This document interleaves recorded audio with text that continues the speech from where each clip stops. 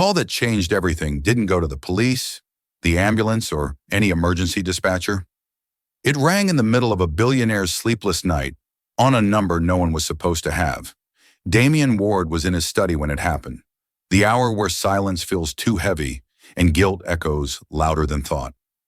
The screen of his private phone glowed, vibrating across the glass table. He almost ignored it.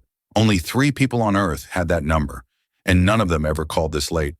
But something, an instinct, or maybe the ghost of his father's voice, made him answer. Hello? What came back was not business, not blackmail, not the usual threats of men who wanted his money.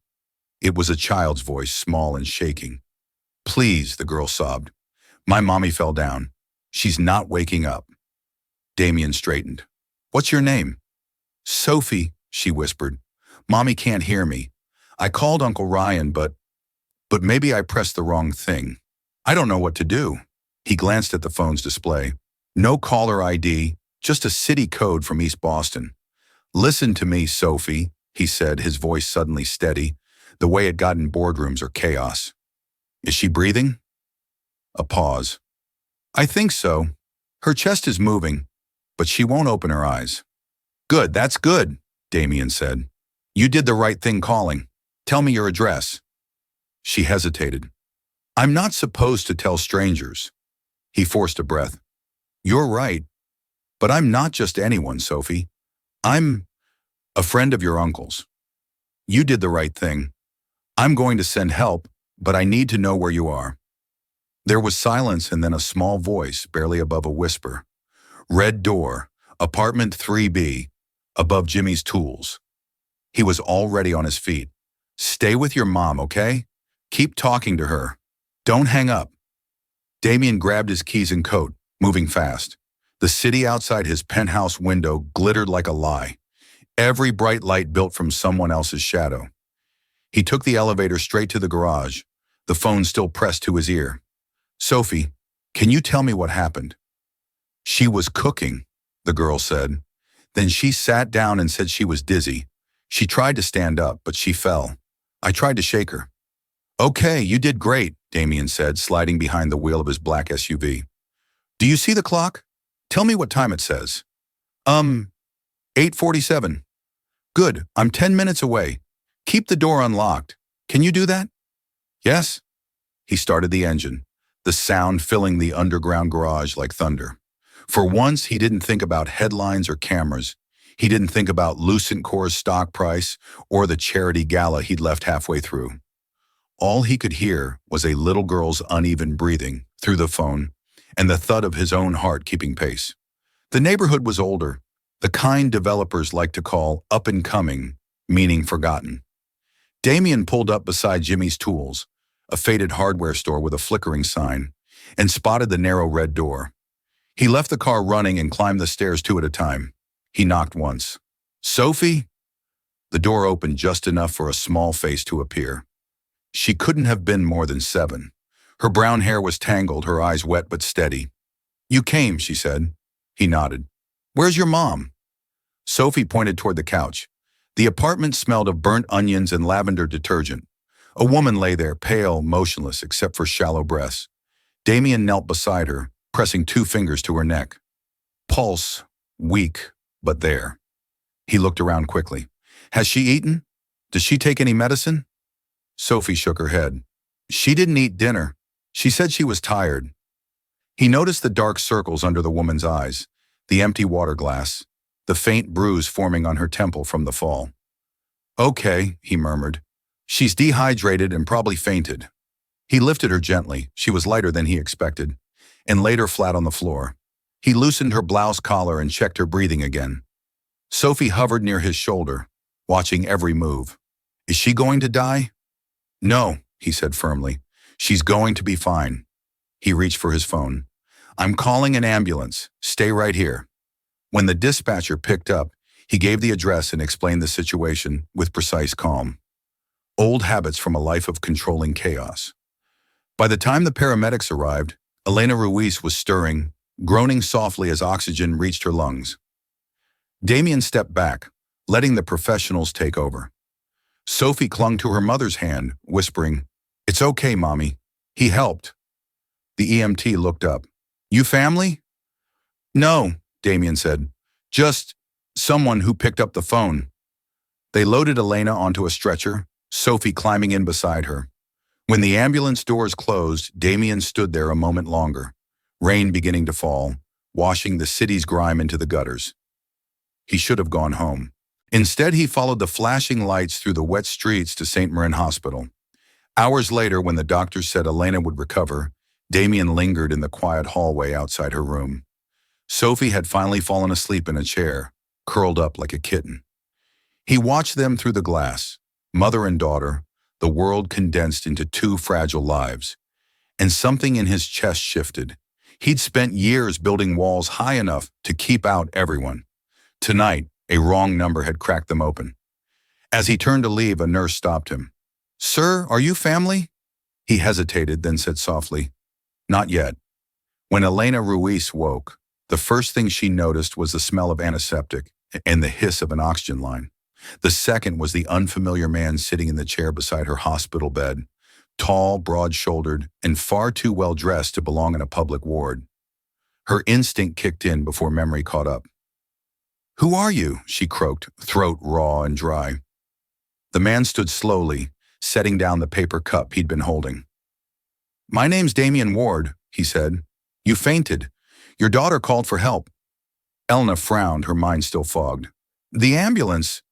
She called me, Damien said, by mistake. Now her pulse spiked. You mean she didn't call 911? He gave a small shake of his head. No, she called my private line instead. Elena stared at him, bewildered. You're private? How would she even have that number? I'm still trying to figure that out, he admitted. But it doesn't matter now. She got help. That's what counts. She tried to sit up, but pain shot through her skull, and the heart monitor beeped irritably. Damien was beside her in an instant, adjusting the bed controls. His movements were calm, practiced, like a man used to handling emergencies without waiting for permission. Take it slow, he said. You were dehydrated, blood pressure crashed. The doctor says you'll be fine with rest. Elena blinked at him, trying to piece everything together. She remembered standing at the stove, Sophie's laughter in the next room, the sudden dizziness that turned the floor sideways. And then, nothing. Where's Sophie? She asked, panic returning. Asleep, Damien said. Down the hall in the family lounge. She's fine. Brave kid. Something in his tone softened when he said it. Elena exhaled shakily, relief flooding her limbs. Thank God. For a few seconds, neither spoke. The steady rhythm of the monitor filled the silence. Finally, she looked at him properly. Expensive watch, tailored suit, expression carefully controlled. A man built for boardrooms, not hospital rooms. You're Damien Ward? She said slowly. The name was familiar, too familiar. She'd seen it on billboards, hospital wings, foundation plaques. Lucent Core Industries. The Billionaire? He winced slightly. Just Damien, please. Her eyes narrowed. Why would someone like you answer a random phone call from East Boston? He gave a dry half smile. I ask myself that every hour since it happened. Maybe you shouldn't have, she said, voice sharpening. You've got better things to do than saving strangers. He studied her for a moment. That depends on what you call better. The air between them shifted, uneasy, intimate in a way that made her skin prickle. Before she could reply, a soft knock sounded and the door opened. Sophie peeked in, her hair a halo of sleep-tangled curls. When she saw her mother awake, her whole face lit up. Mommy! Elena's voice broke into a laugh and a sob all at once. Oh, sweetheart. Sophie ran to the bed and climbed up, ignoring Damien's attempt to steady the IV line. She buried her face against her mother's shoulder. I thought you weren't coming back, Sophie whispered. I'm not going anywhere, Elena murmured, kissing her hair. You did everything right, honey. Damien watched quietly, something in his expression unreadable. He'd seen billion-dollar negotiations, riots in foreign cities, even a hostage crisis once in his early career. None of them felt as delicate as this, the sight of a mother holding her child, both trembling from the same storm. When Elena finally looked up again, her voice was steadier. You said she called your number by mistake. How? Damien hesitated, pulling his phone from his pocket. Your phone was still unlocked when I arrived. She said she was calling her uncle. The number she dialed. He turned the screen toward her. Elena froze. The digits were off by one. One single mispressed key. That's it, she breathed. One wrong number? One right moment, Damien said quietly. She looked at him, unsure whether to laugh or cry. You make it sound poetic. I think it's just improbable, he said, lips twitching into something close to a smile. A nurse entered with fresh saline and interrupted whatever that moment had been. Damien stepped back while the nurse checked Elena's vitals.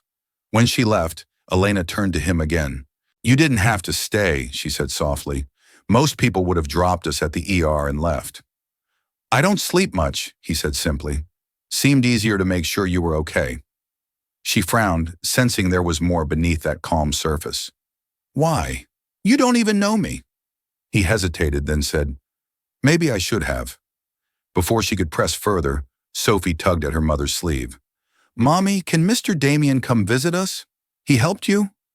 Elena blinked, caught between laughter and discomfort. Honey, he's a busy man.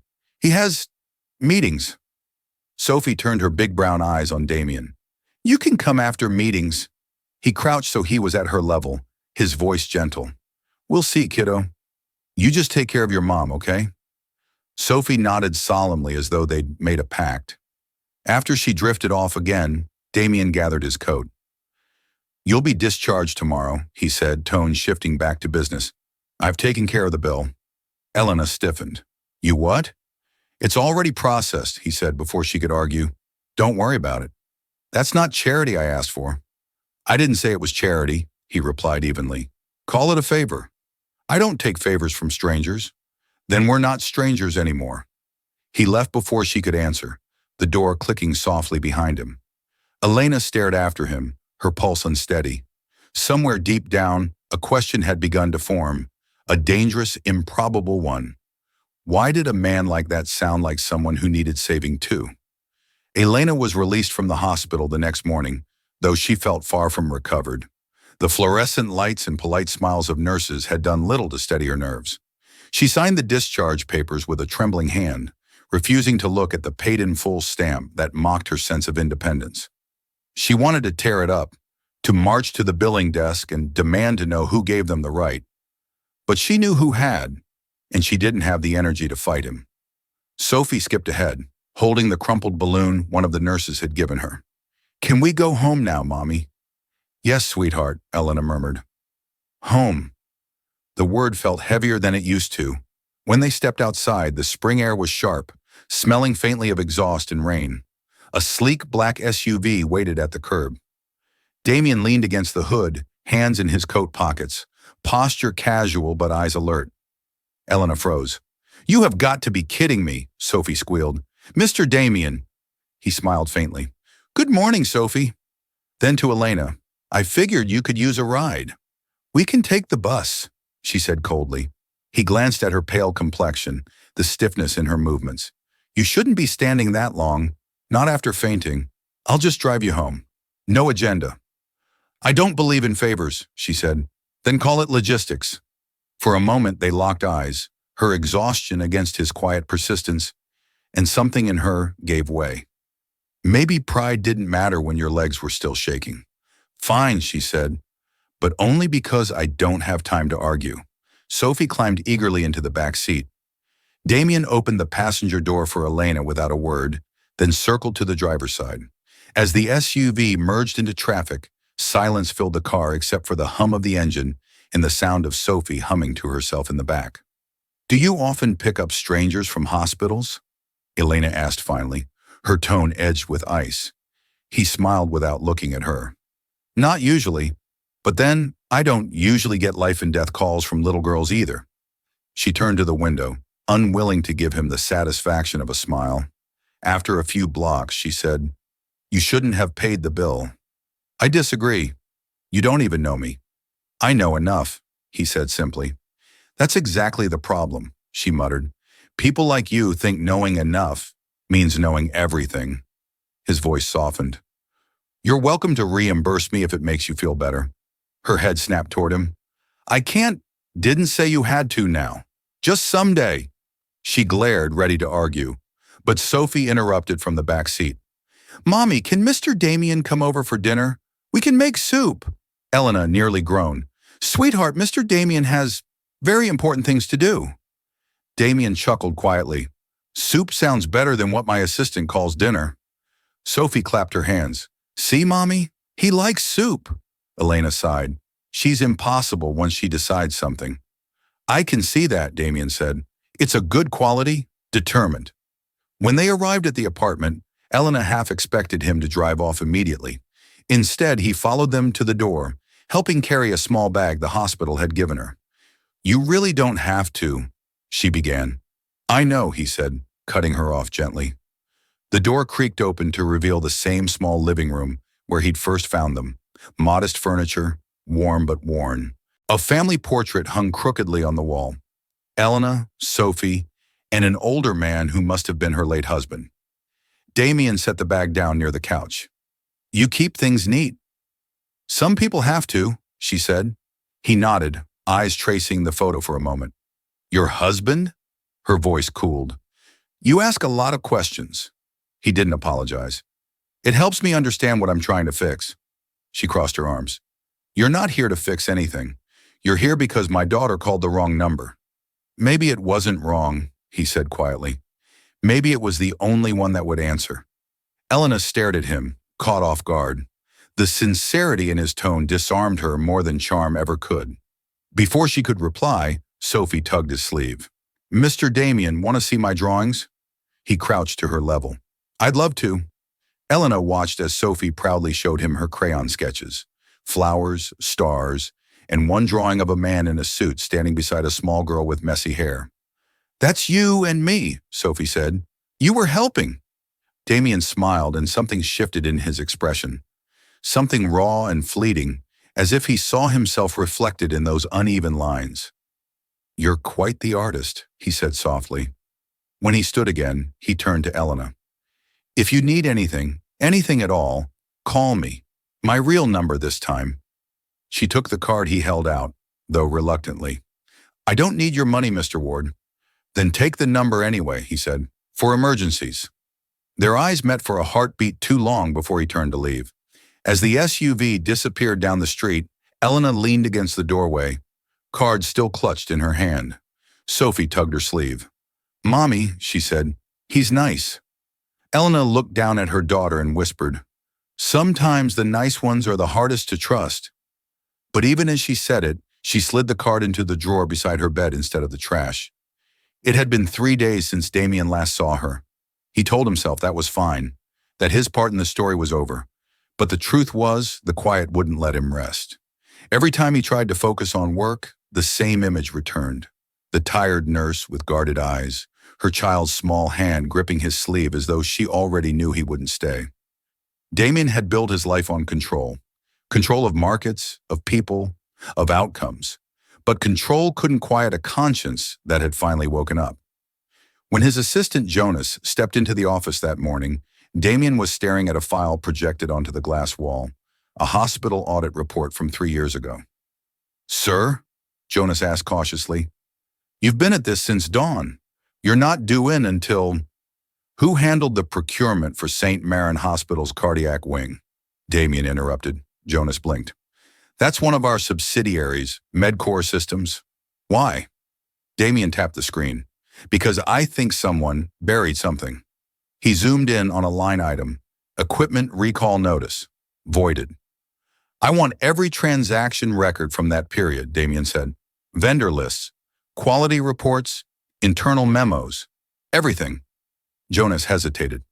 You're thinking this ties to the Ruiz woman? Damien didn't answer right away. She said she used to be a nurse there, he finally said, and she looked at me like I was part of something she'd already lost faith in. Jonas frowned. You think she's hiding something? I think she saw something, Damien replied. Across town, Elena was sitting at her kitchen table with a pile of unopened mail and Sophie's crayon drawings spread across it like bright distractions. She'd been fired 2 years ago from St. Marin under the vague label of procedural misconduct. The truth, of course, had been less vague. She'd reported a malfunction in a heart monitor that later caused a patient's death. The hospital claimed she'd falsified data. She hadn't. But fighting the system had cost her everything. Now, as she poured Sophie a bowl of cereal, a knock came at the door. She froze. Then came his voice, calm, unmistakable. "It's Damien." She sighed, set down the spoon, and opened the door. "You have a talent for appearing uninvited," she said. He offered a faint smile. "I thought I'd lost that charm." "You never had it." "May I come in anyway?" She hesitated, then stepped aside. "Make it quick. Sophie's got school." He entered, his suit as precise as ever, but his expression softer than before. He looked around, at the cramped kitchen, the peeling wallpaper, the tired but clean dishes, and for a moment said nothing. "I've been looking into St. Marin," he said finally. Elena's hand stilled. "Why?" "Because you worked there, and because I think what happened to you wasn't an accident." Her throat tightened. "You shouldn't be digging into that." "Someone needs to." She turned away. "You'll just make it worse." "Worse than what?" he asked quietly. "You were fired, blacklisted, nearly bankrupted, for telling the truth." She spun back to face him, anger flaring. "And you think you can fix that? You think waving a checkbook at corruption makes you righteous?" He didn't flinch. "No, but I can expose it." Something in his voice, firm, not boastful, made her hesitate. "I don't need saving, Mr. Ward." "Maybe not," he said, "but the next patient who dies from the same equipment might." She froze. "What did you find?" He slid a small envelope across the table. "Records. A recall order that was canceled before it went public. Your signature was forged on one of the authorizations." Elena went pale. She tore open the envelope, scanning the documents. There it was. Her name, her handwriting, except it wasn't hers. "They made me the scapegoat," she whispered. Damien nodded grimly. "They did it to protect someone higher up. My company's name is on those procurement forms." She looked at him sharply. "So this is about guilt. It's about responsibility." Sophie peeked out from the bedroom door, holding her backpack. "Mommy, are you mad?" Elena forced a smile. "No, baby, just talking." Damien knelt slightly to meet the child's eyes. "You're heading to school?" Sophie nodded. "Mommy says learning is how we get stronger." "That's true," he said softly. "Even grown-ups have to keep learning." When Sophie left for school, silence filled the apartment again. "You shouldn't be here," Elena said at last. "If those files are real, you've just made enemies." He shrugged. "They were already mine." She stared at him, seeing past the calm exterior, the fatigue in his eyes, the weight behind his words. "What's your endgame, Damien?" "Truth," he said simply, "and maybe a little peace." "Peace doesn't come cheap. Neither does silence." She looked down at the papers, her hands trembling. After a long pause, she said quietly, "I have something else. Copies of shift logs, emails they told me to delete. I kept them." He exhaled slowly. "Then you're braver than I thought." She met his gaze. "Don't thank me yet. If we do this, there's no going back." "Good, Ira," he said. "I stopped looking back a long time ago." For the first time since she'd met him, Elena believed him. Outside, the city hummed, the sound of a storm gathering, quiet but inevitable. The documents Elena handed him sat on Damien's desk like live wires. He'd stared at them for hours, emails, signatures, altered timestamps. All trails led to the same place, Kalin. Andrew Kalin, Lucent Corps' CFO, the man Damien had once trusted to manage the ethical backbone of the company. "Jonas," Damien said without looking up, "pull every Medcorp transaction under Kalin's authorization from the last 4 years. Jonas hesitated at the door. "That's several terabytes of data. Then start with anything labeled recall, quality, or compliance." Jonas frowned. "If you're right, this could blow open more than one department." Damien leaned back, his expression unreadable. "Then it's long overdue." When Jonas left, Damien turned toward the window. The city stretched beneath him like a map of everything he'd built and everything he might lose. He'd spent years priding himself on being a different kind of billionaire, the kind who gave back, who could look at a charity report and call it redemption. But that illusion cracked the night a 7-year-old's trembling voice reached him through the phone. Now there was no going back. Across town, Elena waited anxiously in her apartment. She hadn't heard from Damien in 2 days. Every creak of the hallway made her heart jump. When the knock finally came, it wasn't him. A courier handed her a thick manila envelope marked Lucent Core Legal Affairs. Her stomach turned as she tore it open. Inside was a cease and desist order, formal, cold, and terrifying. It accused her of breaching a non-disclosure agreement she didn't even remember signing. At the bottom, in tidy, familiar handwriting, was Andrew Kalen's signature. She sank into a chair, her pulse hammering. She barely noticed Sophie tugging at her arm. "Mommy? Are you okay?" Elena forced a smile she didn't feel. "It's fine, sweetheart. Just some papers from work." But it wasn't fine. Someone knew she'd talked. She picked up her phone, hesitated, then dialed the number on Damien's card. He answered on the first ring. "Elena, they sent me something," she said, voice trembling. "A legal notice. From Lucent Core." Silence, then. "I'm coming over." 20 minutes later, Damien was at her door. He looked different, tired, rumpled, the edges of his composure fraying. She handed him the letter. He read it once, jaw tightening. "Kalen," he muttered, "he's trying to scare you." "Well, it's working," she snapped. "I have a child, Damien. I can't fight corporate lawyers." He folded the paper carefully. "You won't have to. I'll handle it." She crossed her arms. "You keep saying that, like you can just snap your fingers and fix everything. You don't understand. People like me don't win." His eyes met hers. "Neither do people like me. Not when we pretend everything's fine." The conviction in his voice made her pause. "I built Lucent Core to save lives," he said quietly, "and somewhere along the line I let people turn it into a weapon for profit. That's on me. This," he held up the letter, "this is how I take it back." Elena sank into the couch, her anger dissolving into exhaustion. "And if you can't, then I burn it down," he said simply. The room went still. Sophie's soft humming from the next room was the only sound. Elena whispered, "You're serious." "I've never been more." He set the letter down and pulled a flash drive from his pocket. "Everything I have on Kalen, financials, shell accounts, altered audit trails.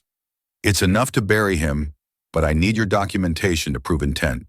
Your notes are the only first-hand link." She stared at the drive, her pulse racing. "If you're caught, I'll be finished," he said. "But at least it'll mean something." She took a shaky breath. "Then you'd better be sure." He gave her a faint smile. "I've never been good at sure, only right."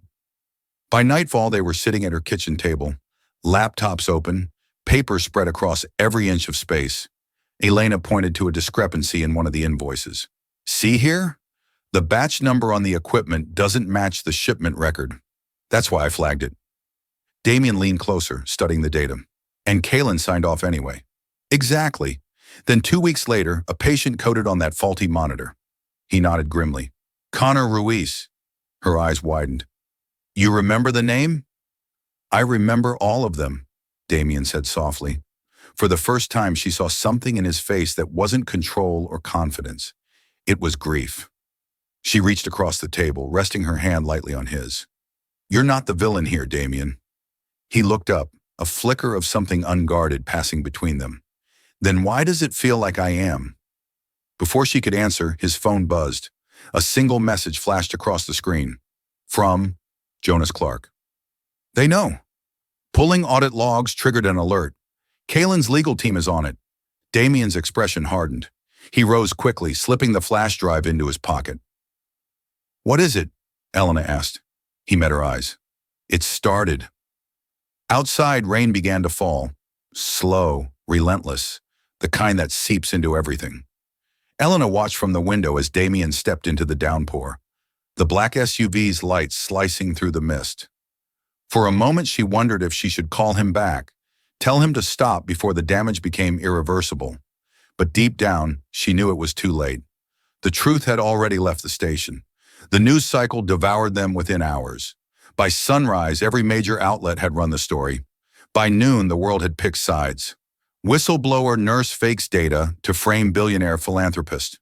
Lucent Core CEO at war with his own board.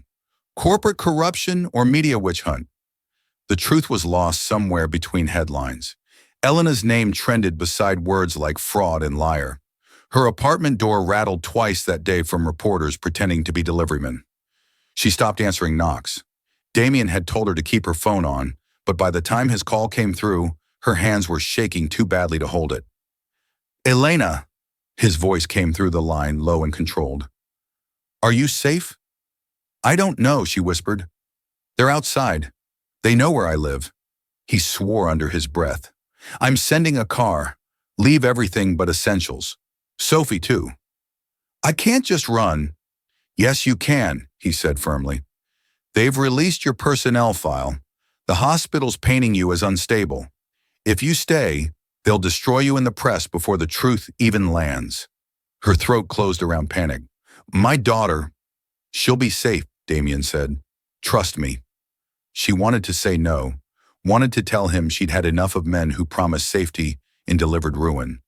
But then Sophie's small hand slipped into hers, and the decision was made for her. An hour later, a black sedan pulled into the alley behind her building.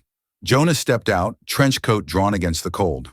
"Ward sent me," he said. "Let's move fast." Elena clutched Sophie's hand tighter and followed. As they pulled away, she caught a glimpse of the news van parked on the corner, its satellite dish rotating like a searchlight. Jonas drove without talking until they crossed the bridge into the industrial district. "We'll stay at one of Ward's safe properties. It's quiet. No press." "Safe properties?" she asked.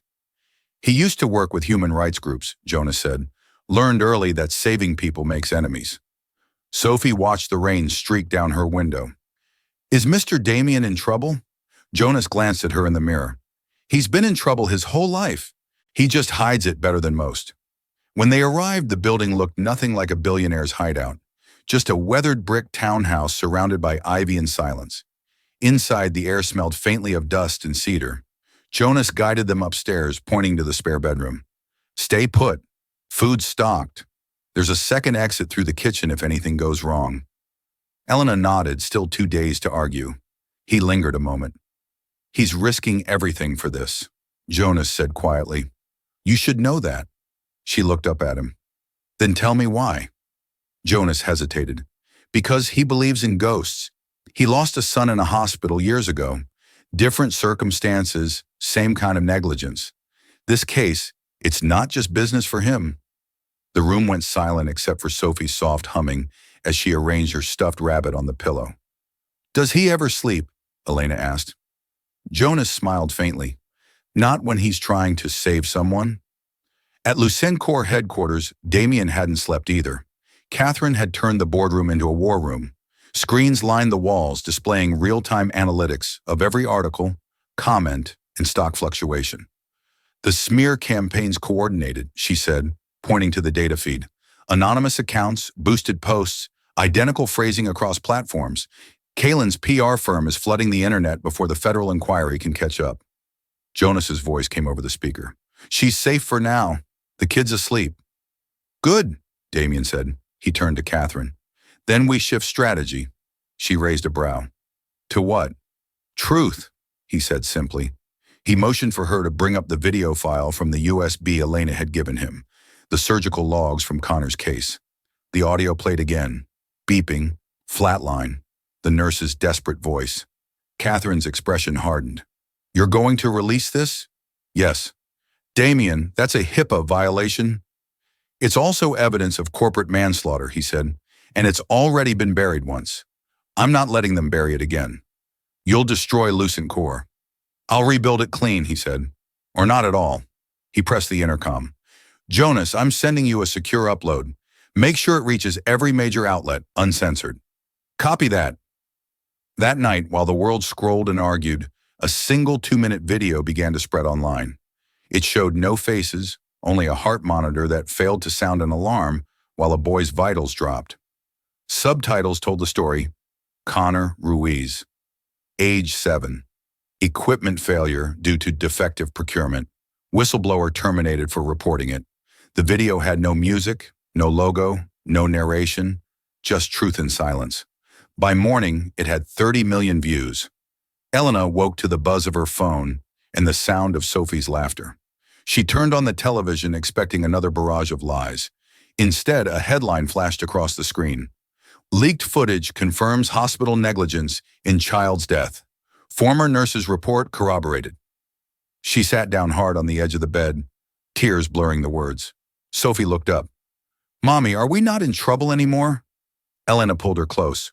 No, sweetheart, not anymore. The phone rang again. Damien, she answered quietly. It's everywhere. I know, he said. I watched it break in real time. You just made enemies in every boardroom in the city. I had those already. There was a pause, then softer. You did it, Elena. You proved them wrong. No, she said. We did. He smiled faintly, even though she couldn't see it. Then maybe we both get to breathe for a minute. By noon, the federal task force arrived at Lucin Corps headquarters.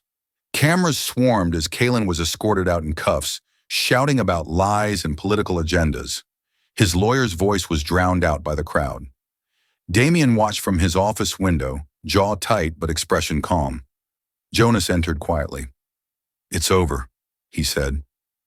Damien shook his head. Not yet. There's still the boy's name, the family, the memory. We owe them more than justice. We owe them peace. Jonas studied him for a moment. And you? Damien looked out at the skyline, where rain was beginning again, faint and steady. Maybe I can finally start finding some. He picked up his coat. I'm going to see Elena. And as he stepped out into the gray afternoon, the city seemed, for the first time in a long while, to breathe with him. Damien arrived at the townhouse just after midnight. The streets were quiet, the kind of quiet that feels earned after chaos. He stood for a moment in the cold, watching the light in the upstairs window flicker. Then he knocked softly, once. Elena opened the door before the second knock came. Her eyes were tired but clear, her hair loosely tied back. Behind her, the glow of a single lamp made the whole room seem smaller, safer. You shouldn't be here, she said, voice low. Probably not, Damien replied, but I came anyway. He stepped inside. Sophie was asleep on the couch, clutching her rabbit. The child's breathing was steady, her world blissfully untouched by the storm raging just beyond the front page of every news outlet. Elena folded her arms. You realize you're public enemy number one right now? I've noticed, he said, a faint smile tugging at his mouth. How's she holding up? She thinks it's over. She thinks heroes always win in the end. Damien's gaze lingered on the girl. She's smarter than both of us, but maybe she deserves to believe that a little longer. Elena exhaled, some of the tension easing from her shoulders. You didn't have to release that video. You could have kept your distance, protected yourself. I've spent most of my life protecting myself, he said quietly. It didn't make me a better man. She studied him for a long moment. So what now? You've burned your company to the ground. What's left to save? People, he said simply. And maybe, if I'm lucky, whatever's left of me. Across the city, the fallout continued. Lucin Corps' board issued emergency statements. Shareholders screamed for resignations. Kalen's arrest had sparked an investigation into years of fraudulent contracts. Damien's name was now synonymous with rebellion, half martyr, half madman. Jonas called twice that morning before Damien finally answered. You've got senators quoting your speech, Jonas said. The inquiry's widening. They're subpoenaing every department under MedCorps' umbrella. Good, Damien said, sipping coffee. Good, Jonas repeated. You just tanked your own stock value by 70%. You're broken everything but principle. Then maybe I finally invested in something real. Jonas sighed. You're impossible. Efficient, Damien corrected. What about Elena? She's safe, for now, but she's on every talk show's radar. They want an exclusive. She won't talk, Damien said. She's not built for spectacle. Neither are you, Jonas replied. And yet here we are. By noon, Elena was sitting by the window, watching rain streak the glass. Sophie was at school under an assumed name, thanks to Jonas's quiet connections. For the first time in years, there was quiet, not peace, but the kind of silence that comes when you've said everything you can. Damien appeared again, holding a small brown paper bag. Soup, he said simply. She arched a brow. You cook? Not well, he admitted, but Jonas does. That made her smile despite herself. They ate together in near silence. Outside, the rain softened, tapping against the window like a metronome. Do you ever regret it? She asked suddenly. He looked up. What? Being who you are. The money, the power, all of it. He took a long breath. Every day, but not tonight. Why not tonight? Because tonight I get to know that somewhere out there, a mother won't have to bury her child because of a defective machine. That's worth everything I've lost. Elena set her spoon down, her eyes softening. You know, when Sophie was born, I told myself I'd never need help from anyone. I was wrong. I thought asking for help meant weakness. It doesn't, Damien said. It just means you've been strong long enough. For a moment, neither spoke. The distance between them shrank, not physically, but in the quiet understanding that comes only after shared ruin. You don't have to keep saving people, she said gently. You've done enough. He smiled faintly. Maybe, but I don't think I'm saving anyone anymore. I think I'm just trying to make it right. That evening, Sophie came home from school with a paper crown on her head. We learned about heroes, she said proudly. I told my teacher my hero is the man who came in a black car. Damien chuckled. He sounds overrated. He sounds brave, Sophie said. Mommy says brave doesn't mean not scared. It means doing it anyway. Elena blushed. You listen too well. Sophie nodded seriously. Are you staying for dinner, Mr. Damien? He looked at Elena, who hesitated only a moment before saying, if he promises not to argue. I can try, he said. Dinner was simple. Pasta and laughter in a kitchen too small for 3 people, but large enough to feel like a home. For a few precious hours, the outside world didn't exist. Later, when Sophie was asleep, Damien stood at the door, coat in hand. She's special, he said quietly. She's my whole world, Elena replied. He nodded. That's why I can't let the people who built this mess walk away, not while they're still out there making money off pain. Elena reached out, touching his arm. Then promise me one thing. What? When it's over, come back, not as the man who built Lucine Core, just as you. For once, Damien didn't have a rehearsed answer. He just looked at her, something soft flickering in his eyes. I'll try, he said. Then he stepped out into the night, the rain gone but the air still carrying its memory, fresh, clean, and full of something like hope. The storm had passed, but calm was an illusion. Lucencore's glass tower loomed over the city, stripped of its shine, half its logo already gone from the lobby wall. Workers in safety harnesses peeled off letters while reporters shouted questions from the sidewalk below. Inside, the building hummed with the chaos of reconstruction, or collapse, depending on who you asked. Damien stood in the lobby, coffee untouched, watching the demolition like a funeral. The company he had built was dissolving piece by piece, and all he could do was let it. Jonas appeared beside him, tablet in hand. The board just called an emergency meeting. Again. Tell them I'll be there, Damien said without looking away. You already resigned, remember? Jonas reminded him. They're deciding whether to liquidate your stake. Then they should at least have the courtesy of doing it to my face. Jonas studied him a moment. You don't have to keep walking back into burning buildings, Damien. It's okay to let it end. Damien gave a faint, humorless smile. This one's mine, Jonas. I'll watch it burn to the last ember. Across town, Elena stood at the sink, rinsing the last of the breakfast dishes. The apartment was quiet except for the faint sound of cartoons from Sophie's room. For the first time in months, there was no dread when she looked at her phone. The media had turned from her story to Kaylin's trial, and the headlines had shifted from nurse fraud to corporate heroism. She should have felt vindicated. Instead, she felt hollow. The truth had cost everything: her job, her safety, her anonymity. And yet, when she thought of the boy in the video, Connor Ruiz, she knew she would do it again. A knock startled her from her thoughts. She dried her hands, opened the door, and froze.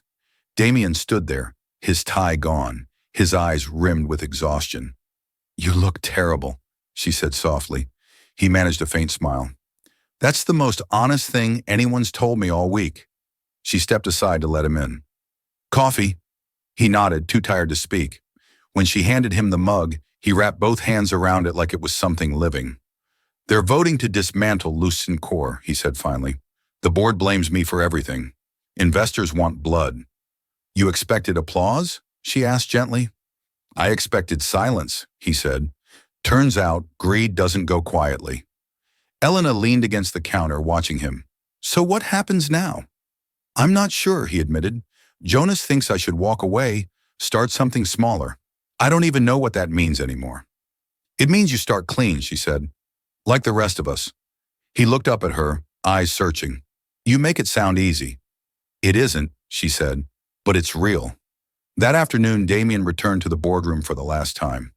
The room was packed. Lawyers, shareholders, executives all whispering behind glass. Kalen's empty chair sat like a warning. The chairman, a silver-haired man Damien had once called a mentor, cleared his throat. Mr. Ward, this is a courtesy session. The board has decided. I know what the board has decided, Damien interrupted. You're dismantling Lucent Core, piece by piece, and selling its parts to the same vultures who poisoned it in the first place. Mr. Ward, no, Damien said sharply. You'll do what you have to. But understand this. What we built wasn't supposed to be a machine for profit. It was supposed to save people. And you turned it into a numbers game. The chairman frowned. You can't save the world, Damien. Maybe not, he said. But I can stop pretending I didn't try. He turned, leaving before they could respond. Outside, Jonas was waiting. So? They voted, Damien said. Lucent Core is gone. Jonas exhaled. And you? He smiled faintly. Free. That night, Damien drove to the riverside where it had all started, the place where Sophie's wrong number had first appeared on his phone. The city skyline shimmered on the water, fractured but beautiful. Elena found him there, standing by the railing. Jonas told me, she said. He didn't turn around. It's strange. I spent half my life building something I thought would outlast me. And now that it's gone, I don't miss it. You shouldn't, she said, stepping beside him. You built something better. He looked at her. What's that? The truth, she said simply. And maybe a second chance. He smiled faintly. For you, maybe, not for me. Don't do that, she said. Don't turn this into martyrdom. You did the right thing. You saved lives. You saved us. That has to count for something. He looked at her, really looked, and for the first time in months, the weight in his chest lifted. It does, he said softly. Sophie's laughter echoed faintly from the park nearby, chasing fireflies in the dusk. The sound was light, pure, untouched by everything that had come before. Elena turned toward it, smiling. She keeps asking when you'll visit again. Do you want me to? He asked. Elena hesitated, then nodded. Yes, but not as the man on the news. Just as you. He exhaled, the air carrying the last remnants of tension away. Then I guess I'll have to learn who that is. You will, she said. You already are. They stood in silence as the city lights shimmered across the water. Two survivors of different wars, finding something close to peace.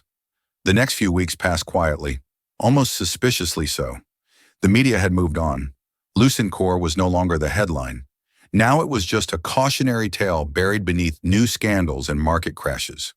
The world, Damien realized, forgets fast. He didn't. Every morning he still woke before dawn, brewed the same black coffee, and stared at the skyline that no longer belonged to him. Yet for the first time in years, the silence didn't feel like judgment. It felt like space. One morning he found himself driving without a destination. When he finally stopped, he was standing in front of a worn brick building with faded lettering on the window, St. Maron Free Clinic. The place looked nothing like the hospitals he'd funded. No marble, no press releases, just a steady flow of patients, tired faces, and the kind of chaos that meant life was actually being lived. He stepped inside, the scent of antiseptic and coffee instantly familiar. A nurse behind the desk looked up. We're short-staffed today, sir. If you're here for flu shots, there's a wait. I'm not here for that, he said, offering a polite smile. I was hoping to speak to the director. Dr. Ruiz? She asked, glancing toward a small office at the back. She's with a patient. Damien froze. Did you say Ruiz? The nurse nodded. Dr. Elena Ruiz. She runs this clinic. He didn't even realize he was moving until he was standing at the doorway. Through the glass, he saw her, white coat slightly wrinkled, hair pulled back, voice calm but firm as she examined a little boy's arm. Sophie sat in the corner of the room, scribbling on a piece of paper, humming quietly to herself. When Elena looked up and saw him, she blinked in surprise. Then she smiled, softly like someone who had finally stopped expecting pain. "Dr. Ruiz?" he teased as she walked him out to the hallway. "Temporary title," she said. "Volunteer physician until they can afford to hire full-time staff." He looked around the cramped space. Volunteers moving briskly, children waiting on benches, the walls painted with murals clearly done by kids. "You built this," she shrugged. "We built it. A few grants, some donations from local businesses, and—" She hesitated, smiling wryly. "Someone leaked the truth about the faulty monitors, remember?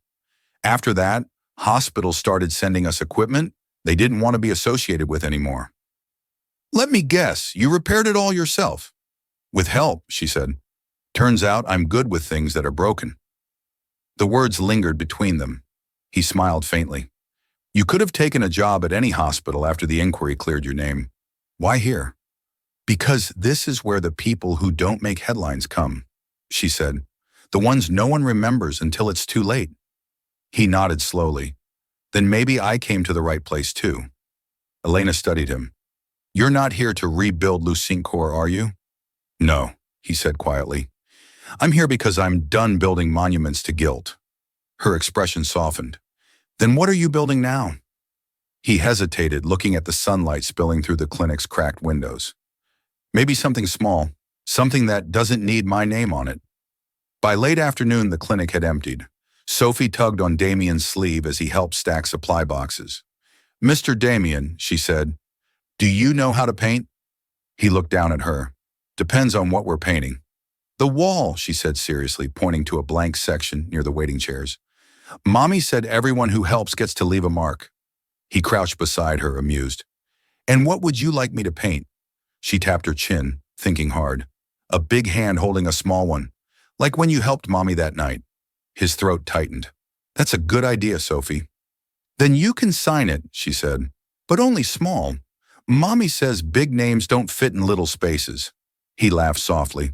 "Your mom's wise. She says she learned that from you." Elena's voice drifted from across the room. "I said I learned it because of him, not from him." Damien turned toward her. "Fair distinction," she smiled. "It's still true." That evening, they sat on the clinic's steps, watching the last of the patients leave. The city glowed gold and soft in the distance. "You could help us, you know," Elena said quietly. "Not with money. God knows we've had enough of that kind of help. With structure, systems. You understand how to build things that last." He looked at her, surprised. "You'd trust me with that?" "I already did," she said. "You didn't let me down." He smiled faintly. "What would you call it?" "The same thing I tell Sophie," she said. "Start small. Fix what's in front of you." He nodded. "I think I can do that." They sat in comfortable silence until Sophie came bounding out with her drawing, a rough sketch of 3 stick figures standing under a sun. "It's us," she said proudly. "See? Mommy, Mr. Damien, and me." Elena laughed softly. "You even gave us halos." "They're not halos," Sophie corrected. "They're light. You said when people tell the truth, they glow a little." Damien's smile faltered, caught somewhere between gratitude and awe. "Then I guess we'll just have to keep glowing." Sophie grinned. "You already do." Later, as Damien walked to his car, Elena followed him out. "You're not leaving for good, are you?" He looked at her, then at the clinic behind her, its lights flickering but still holding. "Not this time," he said. "You promise?" He smiled. "No, but I'll try." And for once, she accepted that as enough. As he drove away, the painted wall came into view through the window, the outline of a large hand holding a small one, unfinished but full of life. Sophie's laughter carried faintly in the distance. For the first time in years, Damien didn't feel like a man haunted by ghosts. He felt like someone finally learning how to live among the living. Spring came early that year. The city that had once been a battlefield of headlines was soft again.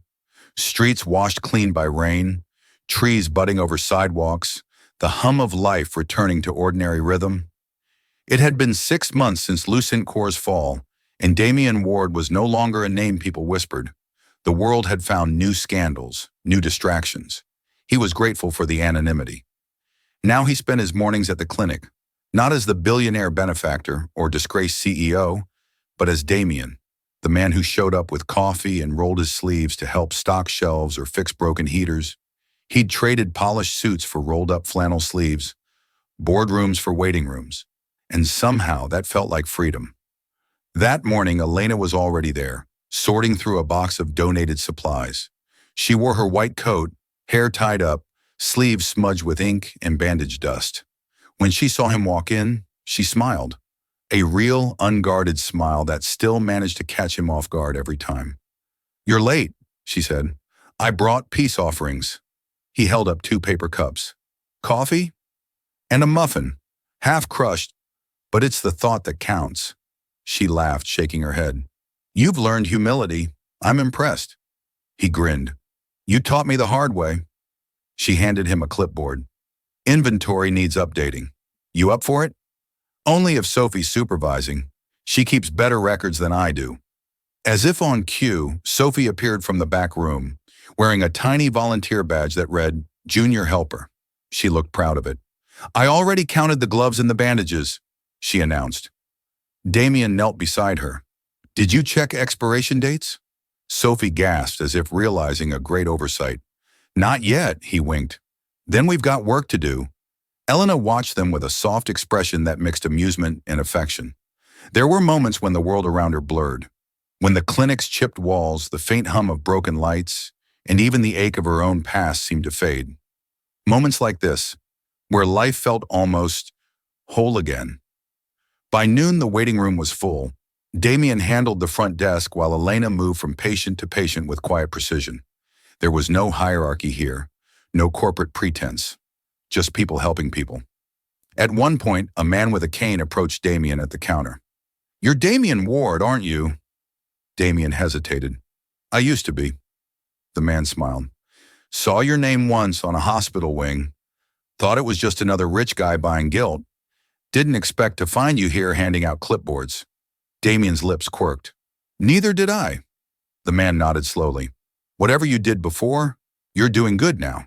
Don't stop." Damian didn't know what to say. He just nodded back, quietly humbled. Later that afternoon, when the last patient left, the clinic fell into an exhausted hush. The 3 of them stayed behind to clean up.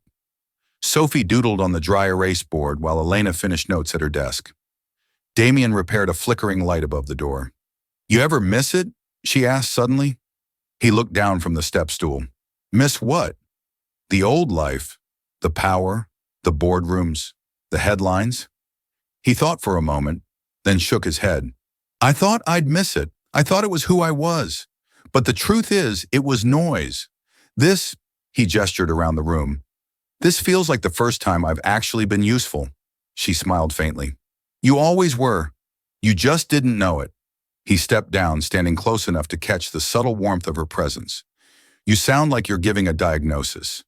"Maybe I am," she said, eyes glinting. "Prognosis? Good. Recovery? Ongoing." He chuckled. "You'd make a terrible motivational speaker." "I'm not trying to motivate you," she said softly. "I'm reminding you." Their eyes met, and for a long moment there was no noise, just the quiet pulse of something alive, fragile, but growing. That weekend, the clinic hosted its first community fair. Part health drive, part neighborhood celebration. Tables lined the street, kids painted faces, volunteers grilled food. It wasn't grand, but it was theirs. Sophie darted between booths, showing off her painted butterfly wings. "Mr. Damian, come see." He turned, laughing as she dragged him toward a mural being painted on the clinic wall. Their wall. The same one they'd started months ago, now filled with color and stories. At the center was the image Sophie had insisted on, a large hand holding a smaller one. Beneath it, someone had written in neat script, "A wrong number that saved the right people."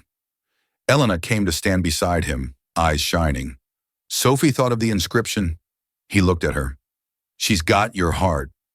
She's got yours too, Elena said softly. He smiled at that, the kind of smile that carried gratitude, not pride. I never thanked you, he said after a moment. For what? For not giving up on me when you had every reason to. She met his gaze steadily. You never gave me a reason to. He looked out at the crowd, the laughter, the mural, the life blooming out of something once broken. You know, he said quietly, for a mistake, that phone call turned out to be the best thing that ever happened to me. Elena's smile was slow, warm, unguarded. It wasn't a mistake, she said. It was just a call, waiting for the right person to answer. As dusk settled, the three of them stood outside the clinic, watching the last of the lanterns drift up into the evening sky. Sophie leaned sleepily against her mother's side, holding Damien's hand. Make a wish, Elena whispered. Sophie squeezed her eyes shut. I wish for everyone to be happy forever. Damien chuckled. That's ambitious. It's worth trying, Elena said, her eyes meeting his. He nodded. Then let's try. They stayed like that until the last lantern vanished, three small silhouettes against a sky full of fading light. Proof that even from the wrong number sometimes the right story begins.